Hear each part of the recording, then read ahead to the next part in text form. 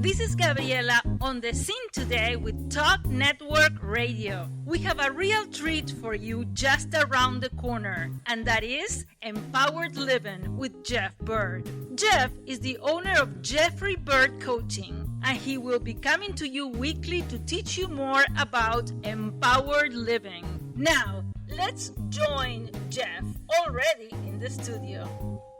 Hello and welcome. I'm Jeff Byrd with Jeffrey Byrd Coaching, and this is Empowered Living. And we have got a great show for you coming up today. This is something that we've been working on for, I guess, almost a year, talking about it and batting it around, and it's finally come together. We have got Christian hip-hop artist and fantastic presenter and speaker with us, Nigel Anderson, a.k.a. Legin. Thanks, Jeff. Nigel, thank you so much for being here today. Hey, man, I appreciate it. I got to take you around me. You introduced me better than me. Well, good. That's the way it works, right? If somebody said the best person to applaud you or introduce you is anybody but other than yourself, man, right? That's good. I don't do a good job at it. Thank you. Appreciate it. Yeah. It's been a year, bro? It's been a long time. Oh, that's It's so been a long time. I'm sorry, man. Yeah, that's okay. That's okay. Hey, things take time. Yeah, bro. Good things take time. There we go. So that's what we're doing. But thanks for having me. Absolutely. And I just want to say to the audience before we jump in here too much that as far as, so I speak, and I'm around other speakers, but I'll tell you, as far as speakers go, if you get a chance to hear Legin, listen to him. He is one of the most down to earth and probably the most vulnerable open speaker that I've ever heard. So it's like you transpire, and it's very contagious. Thank you, bro. It's very contagious. It's like, wow, that was really cool. That was, sometimes I'm like, well, I'm not sure if I'd want to say all that, if we're up there, but then everybody's like, wow, that's really courageous, and that's really cool that you would just like be that open. So, yeah, thanks, man. So that's really awesome. I don't know what to say to that. I appreciate it. Well, just keep it up. Just keep it up. It's cool. It's funny. It's like I know I live by this. Transparency is the greatest connector, right? Right. But there's still levels you don't want to go to. So right. I'll be ready to speak, and I'll be praying, and I'll be like, hey, man, I feel like I need to say this. I really don't want to say this. It's like when I'm up there saying it, it's not because I want to. It's right. Like I've got this unction, like somebody needs to hear this today. So, and most times I'm good. I know what I can and can't say. But sometimes I go to my wife like, yo, am I tripping? Should I say this on the mic? So, but people always come when I have those moments. People always come up and they're like tears. I'm like, man, I've never heard it. I didn't know anybody knew how I felt. So, and isn't that the truth so much? We think we're the only one. Yeah, everybody else is human with the same stuff, and they just need somebody they can trust. So now, in the introduction there, you're Nigel, but you go by Legin, and there's a cool story there, and I love hearing this story. Yeah. So would you just share for our listeners and viewers, kind of how that came about? Well, it's real simple. Like the Legin is just Nigel spelled backwards, right? Right, and the whole idea is that God took my life and flipped it around completely. Right, that's the whole point. So everything about me that was heading one way got reversed when I met God, and I've just been living like that ever since. So it's just, you can argue theology and books and you can argue that, but you can't argue life change. And so, it's just like, God changed my life. Everything flipped around. So that's why I keep the name Legin and that moniker, because it's a testimony in itself. So could you give us just a little picture of what that life was like and then kind of what happened and then what it's like now? Yeah, sure. So I wasn't, bad dude out here running around doing stuff, but life was definitely about me. My mom and dad were married for 10 years, very happy in Kansas City. Around the time she was pregnant with me, my father lost his parents, both his parents, and his first son's on the way, so he turns to drinking and some other things. And before we know it, there's drug addiction, there's alcohol addiction. My mother's fighting through rehab with him. And 5 years and 3 failed rehab attempts later, she's got to decide, am I going to save my marriage or am I going to save my son? So she moved back to Virginia Beach, where I've been in this area ever since. And for those next 15 years, I grew up wondering why was I not important enough for him to come for me. He went to D.C. 3.5 hours away. I didn't see him again the rest of my childhood.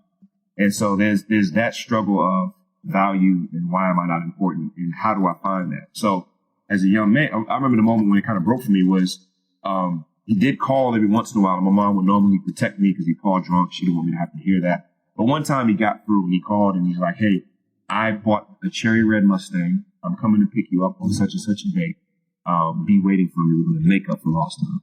So I packed my bags and waited by the door for days. And my mother would never speak bad about me. She's not the type of bad mom. And this is kind of her, I think he needs to find out who his father is moment. So when I kind of realized who he was, I kind of picked up my bags, walked away, heartbroken. And that was the moment when it was kind of like, all right, well, F you too then. You know what I'm saying? Just kind of how I felt. Just hope I'm feeling. We can all relate in somewhere. Yeah. But it was kind of like, that's where I was. And it was just like, all right, well, I'm just going to, do what I want. So at that moment, I started making decisions I knew weren't correct. I started, taking advantage of people, and mistreating women or whatever. Just from the value I see now, I didn't see it then. It was whatever's going to make me happy. Let me find some influence to fill this void. And there's, my favorite athlete has all these women and money. My favorite rapper saying this is how I should live. And somebody, so I'm starting to take these pieces of value and trying to piece together what I think a man should be, because nobody really told me.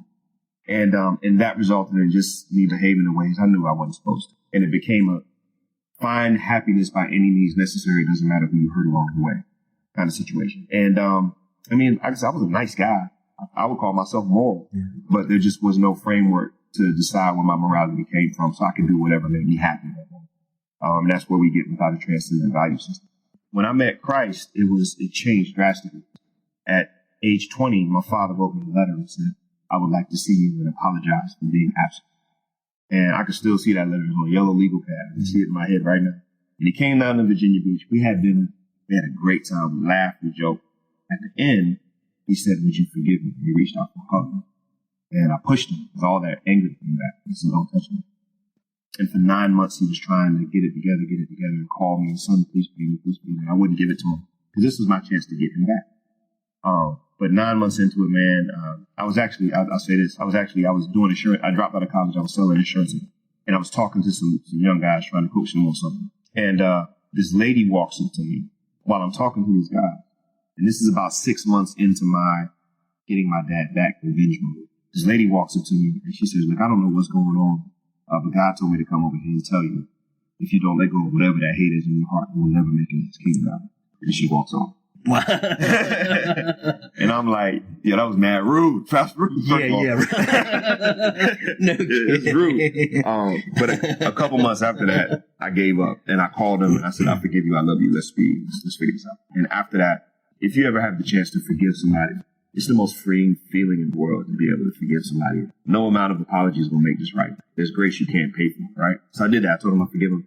He was so excited. He was like, I want to get together. And I was like, let's just talk on the phone. We'll figure it out. That conversation was our last conversation. Right after that phone call, he passed. And I didn't care anything about God at the time. But it was like, yo, if you are there, like what type of psycho games are you playing up there? Like, why would you bring him back just to do this? Like, and there's the I'm angry at God, shake my fist at the heavens.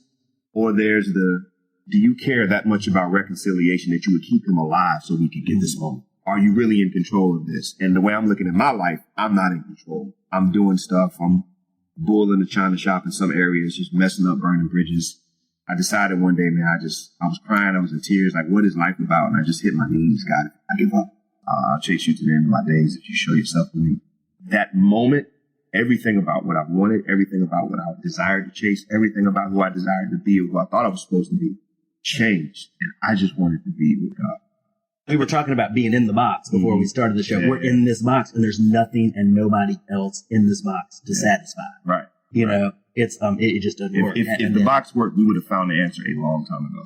So tell us about, a little bit about what you're doing now and especially, wanted to, speaking of value, one of the big value issues that's going on in our day is human trafficking and the Safe House Project, that you launched, a little bit ago. So if you could just kind of tell us about what you've been involved in and how it led to that and what's going on there to help stop devaluing, but then also to restore it to people as well. Well, yeah, man. After that moment, my girlfriend at the time, now my wife, Tia, she's by my side every step of the way through all of this. Ended up, falling in love with God. Her and I got married. And then she said, hey, I want to drag you to this Christian hip hop show because I didn't want to go. I was like, Christian hip hop? That sounds stupid. That's an oxymoron. That sounds dumb. I don't want to go to this. And she took me to the show and I saw artists who were authentic and from the culture I'm a part of, making amazing music, but were reaching people. They were reaching people like me and were doing great. And I was like, I didn't know church and this could coexist. I just didn't I never saw it. I thought it was choirs and Kurt Franklin and guitars for the rest of my life. Like I was like, I didn't see the gospel incarnate in my culture like that. And so I started making music. I said, we went to IHOP that night and I made a plan. We're going to start something, call it Renaissance. We're going to make music and tell people about this great guy that I met. And we just started making music, man. And that took us across the country, took us to London, took us to Africa a couple times. And it just was a blessing. Eventually, I was doing different jobs, crisis pregnancy center. I was a youth pastor, and I left that job in 2013 because I felt like I was supposed to put all my energy and effort into this. So I focused on being an artist and a speaker full time. And so we've got the LLC where I released my music. We've got a 501c3 called Expect, where we do what we talk about in the music, and that's serve the community, do missions, bring concerts to the area, preach the gospel, visit schools, jails now, stuff like that.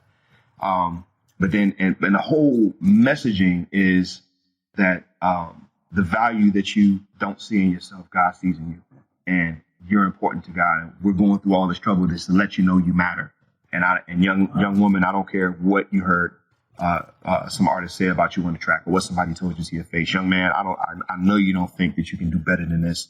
I know you don't think you're valuable as a man, but you're the only you that's ever going to exist. That means God made you priceless because you're one of a kind. And that message in music, in any way we could articulate it, coming from the fatherless background, the I don't think I'm worth it background, the nobody came for me, so I must not be important background, and who cares about what I have to say? Now I'm a speaker background. Like, just coming from that, I wanted to just share with anybody that would listen, like, you matter and you're worth it, and God thinks so. So fast forward to 2016, went on a mission trip with my church, Crossroads, shout out to Crossroads, to South Africa. And we went over there and we worked with our partners, Curious Global, shout out to Curious Global, in an orphan care center they run over there. And they take care of 130 kids every day after school whose parents have been single or double orphaned due to HIV/AIDS. And every day after school, these kids come and they get loved on. They get food, clothing, homework help. They play games. They get to God. This is a beautiful place. And when we're there, I'm experiencing this for the first time in Africa, first time in a place like this. And I asked Dr. Marcia and Dr. Jenny, what else do y'all need? Like, what's the next dream you have? And she says, we really need a safe house. And I was like, what's a safe house? Right. You know what I'm saying? And to backtrack, man, there were two little girls every day we pulled up at the orphan care center that just, for some reason on that trip, they just latched on to me. It's two girls. I still remember their names, still got their faces. And they were a couple years older than where my daughter was at the time. And every time I got out the car, I was like, man, my little girl is basically you in about 3 years. So I just loved them, right? And then before we leave, she says, we need a safe house. And I say, why? She says, well, some of our kids are in danger, especially as they begin to develop, of being trafficked and taken advantage of and sold into sex slavery. And we need a safe place for them to live when we know that they're being targeted so they don't go home, get snatched up on the road, especially when they go home to a bad situation where we don't know what's going on, what they're being exposed to. We need a safe house for some of our more vulnerable children. And I'm thinking about these two little girls. I'm thinking about my daughter, and I'm thinking to myself, I can't come back here and you're gone and you're missing. They don't know what happened to you. So we get off we're just flying back, and I can't get it out of my head. We really need a safe house. We really need a safe house. We really need a safe house. And I get off the plane here in Norfolk, and an article hits my phone, stuff starts buzzing and all that. And Hampton Roads, 13th in the nation for human trafficking. And I'm just like, it's never really been on my radar before. Yeah. Right? Like, I've heard about it. I've heard amazing things, but it's never hit me. But being there face to face, and then just being reminded of the vulnerability of children who don't have somebody to speak up for them, and all of that stuff, it just was like, we got to do something. And I don't have money, and I don't know what to do. All I know how to do is make music. Right. So me and my friends, Jermaine, Lamore, and Focus, shout out to my brothers. We made an album called A Safe House, and with the support of Crossroads Church and a bunch of people, we said we're just going to make a lot of noise with the album, and hopefully somebody with a check will send Kira some money and they'll get the safe house. Right. That didn't happen.